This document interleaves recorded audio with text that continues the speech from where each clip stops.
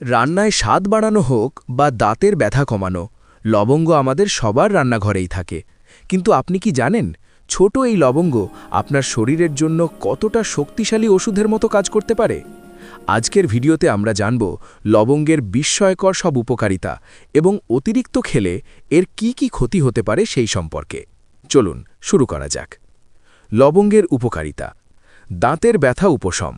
লবঙ্গে আছে ইউজেনল নামক উপাদান, যা প্রাকৃতিক অ্যানেস্থেটিক হিসেবে কাজ করে। দাঁতে ব্যথা হলে একটি লবঙ্গ সেখানে চেপে রাখলে দ্রুত আরাম পাওয়া যায়। হজম শক্তি বৃদ্ধি।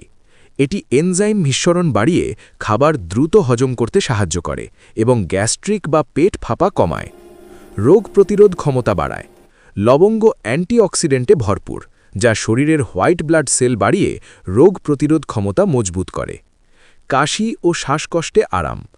আদা ও লবঙ্গ চা খেলে সর্দি কাশি এবং গলার খুসখুসে ভাব দূর হয়। রক্তে সুগার নিয়ন্ত্রণ।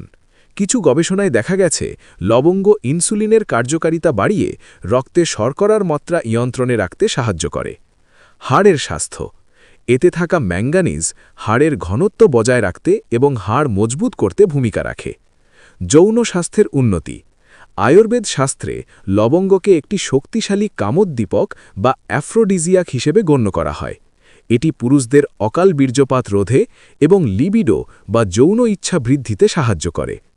মুখের দুর্গন্ধ ও ব্যাকটেরিয়া ধ্বংস। লবঙ্গ শুধু সুগন্ধি নয়, এটি মুখের ভেতরের ক্ষতিকর ব্যাকটেরিয়া ধ্বংস করে, মাড়ির রোগ এবং ক্যাভিটি প্রতিরোধ করে। পার্শ্ব প্রতিক্রিয়া। উপকারিতা থাকলেও যে কোনো কিছুই অতিরিক্ত খাওয়া ঠিক নয়। লবঙ্গ বেশি খেলে যেসব সমস্যা হতে পারে। রক্ত পাতলা হওয়া।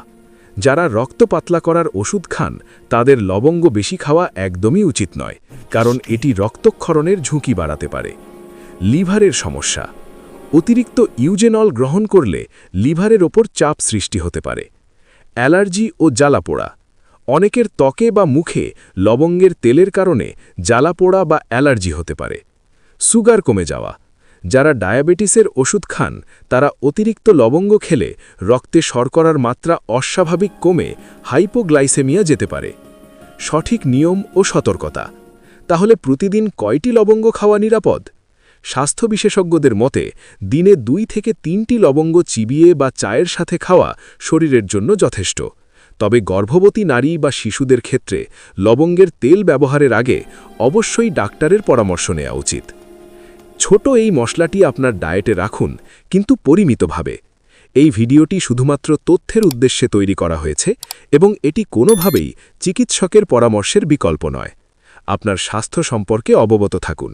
যদি আপনি এই ভিডিওটি সহায়ক মনে করেন তাহলে অনুগ্রহ করে লাইক করুন, শেয়ার করুন এবং আরও মূল্যবান স্বাস্থ্য তথ্যের জন্য আমাদের ঔষধ কথা চ্যানেলটি সাবস্ক্রাইব করুন।